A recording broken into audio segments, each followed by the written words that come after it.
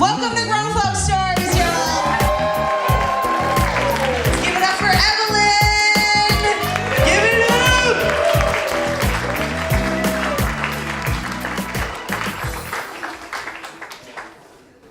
Hi, I'm Evelyn, if you didn't already know. Earlier today, I was trying to figure out what story to tell, and I was thinking about, I've been talking to my daughter recently, and it's funny, when I first told her I was gonna move, she was like, okay, whatever, you know. And so, and right before I actually moved, she was like, Mom, like, can you please leave already? Like, please, you know, you should have been gone already. So I'm like, okay, you know. So I moved, and it was the end of August, and I really, really missed my kid. I never lived alone until almost 2 years ago. So for Christmas, after Christmas, I've always celebrated Armenian Christmas, which is in January. And so I went back home and I was with my kids. And so she was kind of okay with seeing me. She was like, I miss you, kind of. So, but then I say, okay, in May, last May, I'm like, oh, I'm gonna come out and visit again. And she's like, again? I just saw you. I don't need to see you again. So I'm like, okay. But on the other hand, my son, he misses me from the beginning, even before I moved. He was like, I was like, well, if you want to come and move with me, you can. He was like, no, it was okay. So, anyway, fast forward last December, on Christmas, I texted my daughter, Merry Christmas, Megan, and she texted me back, and she said, I miss you so much, Mom. This is the first Christmas we're not gonna be together. And I was just like, oh my God. You know, I felt bad, because I was like, I couldn't spend Christmas with my kids.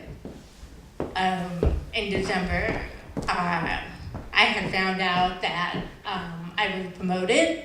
I had interviewed in November for a full-time librarian position in Esparta.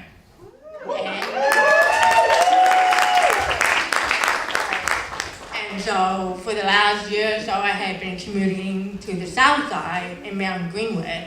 I love the branch, I miss it, but almost 2 hours commute is crazy for a part-time job. So now I'm full-time, children's librarian, benefits, you know, 15 minutes away from home. I mean, it's really great. So, anyway,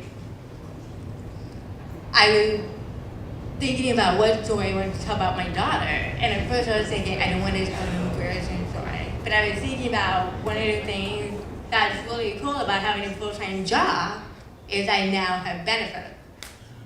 I have had no health insurance since 2007. So even if you know you need stuff, you put it up if you can. And one of the things I really need is glasses.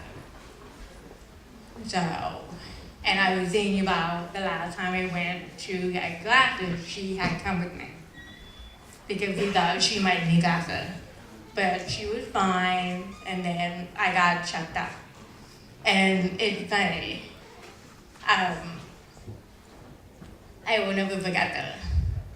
I remember the doctor telling me, we did the exam, and he said, you need bifocal. And I'm like, bifocal? Who are you talking to? Me? I'm like, no. There has to be a mistake. I am not old enough to wear bifocal. That's for old people. So he said, how old are you? And I'm like, why do you need to know how old I am? So I'm like, I'm old enough.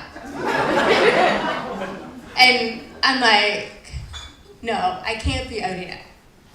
So he's like, well, how old are you? So at the time, I was in my 40s. I'm 50 now.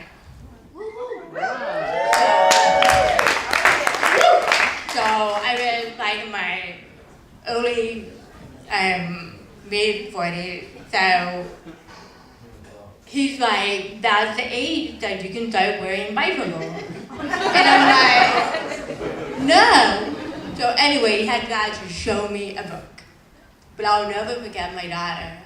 She was like patting my back. She was like, it's okay, Mom. It's okay, Mom. So here's to Megan. I miss you, I love you, and I will see you soon.